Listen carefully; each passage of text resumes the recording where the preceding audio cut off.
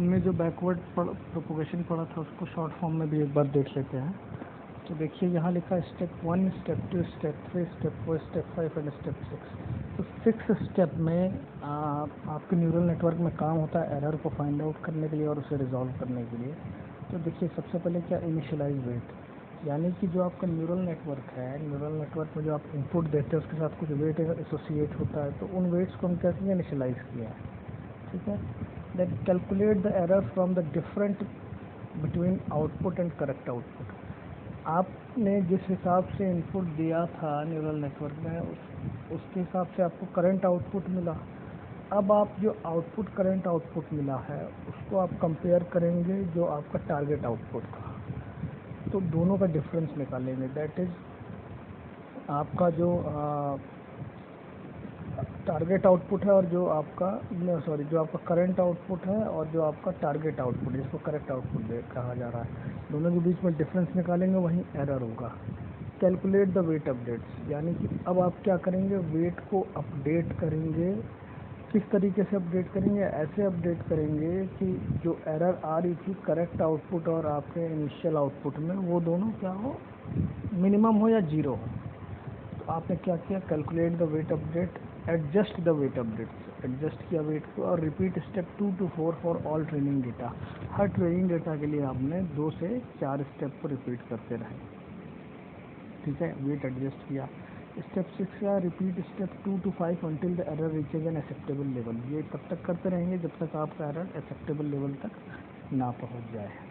यानी कि एक न्यूरल नेटवर्क है, न्यूरल नेटवर्क में इनपुट होता है, बीच में क्या होता है आपका न्यूरॉन्स होते हैं जिसमें सिग्मॉइड फंक्शन होता है, देन आउटपुट होता है। तो आप इनपुट के साथ वेट एसोसिएट होता है, तो इनपुट को वेट के साथ हम सिग्मॉइड फंक्शन यानी न्यूरॉन्स में भेजते हैं, सिग्मॉइड फंक्शन के हिसाब से आउटपुट मिलता है।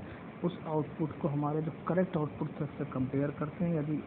यदि वो एरर ज़्यादा आ रहा है तो फिर बैक ट्रैकिंग यानी बैकवर्ड जा कर के बैक प्रोग्रेशन में जा कर के वेट को एडजस्ट करते हैं कि उस हिसाब से दोबारा एडजस्ट करने पे हमारा जो आउटपुट आए वो करेक्ट आउटपुट आए।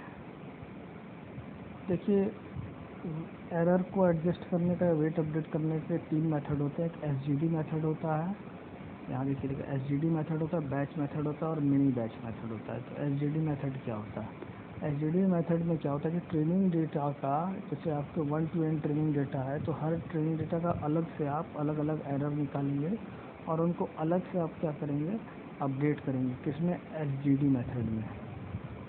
यानी कि आप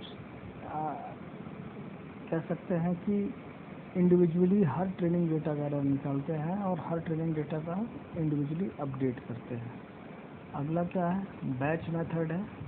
बैच मेथड में क्या होता है कि आप एरर तो निकालेंगे ही सारे डेटा का, उसके बाद आप क्या करेंगे, उसका एक एवरेज अपडेशन कर देंगे। मतलब कि अलग अलग हर ट्रेनिंग डेटा का अपडेट नहीं करेंगे, सारे ही एरर को एक साथ आप सबमिशन करके एवरेज एरर निकाल के एवरेज अपडेशन कर देंगे।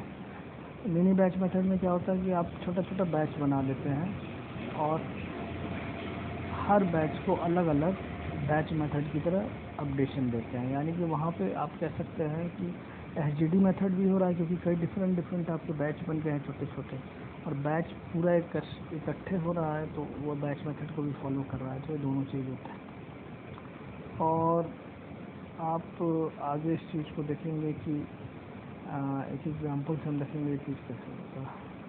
Thank you.